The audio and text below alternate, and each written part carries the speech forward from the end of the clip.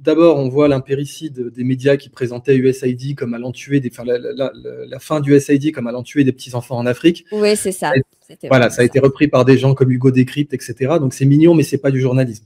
L'impact de la suspension du USAID est absolument colossal. Beaucoup de programmes, que ce soit contre le VIH, la tuberculose, le paludisme, la santé maternelle et infantile, ou encore l'accès à l'eau potable sont menacés. Il y a aussi des cliniques et des services médicaux soutenus par l'USAID qui ont déjà fermé et qui privent de nombreux réfugiés, enfants et malades de traitements nécessaires.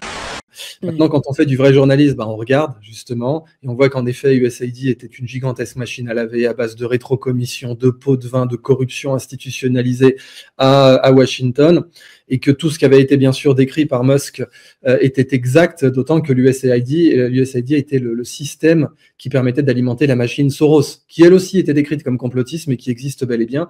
D'ailleurs, l'abruti moyen qui regarde les médias mainstream a beaucoup plus entendu parler d'Elon Musk que de George Soros, notamment en ce qui concerne l'influence de l'opinion, alors que George Soros a racheté plus de 300 radios. Et c'est récent. Oui, comme ça, et c'est que ça. Mais il y a énormément de choses qui sont derrière ça. Donc oui, c'était une machine à blanchiment. Mais ça fait longtemps qu'on le sait, évidemment. Oui, mais ça n'a pas empêché des Hugo Décrypte, qui d'autres. Ah non, mais là, t'avais tous les médias français, France Inter, qui vont nous dire, ah ben les petits-enfants en Afrique vont mourir demain. Enfin, c'était ça, concrètement. Voilà, le vrai journalisme est là, on est dans l'octogone, et on est là bien pour dire non, c'est pas comme ça que ça se passe. Voilà les faits, et voilà ce qu'on doit vous rapporter.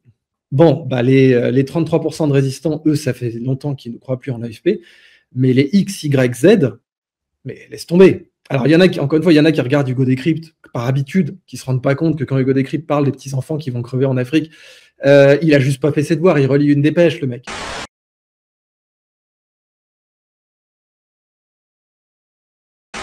Il cite l'AFP. Hugo Décrypte, il cite l'AFP. Ouais, c'est ça, il prend les dépêches de l'AFP, il les lit, le mec. Bon, la capacité intellectuelle à les analyser, à les confronter, à croiser les sources, c'est pas à son niveau. C'est compliqué. Ouais. Donc, bon, lui, c'est juste c'est un faux nez de l'AFP pour la génération TikTok, concrètement.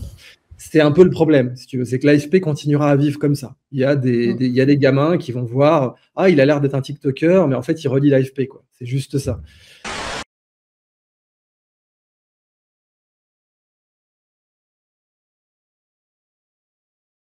Merci de rappeler que l'info n'est pas sur les réseaux sociaux.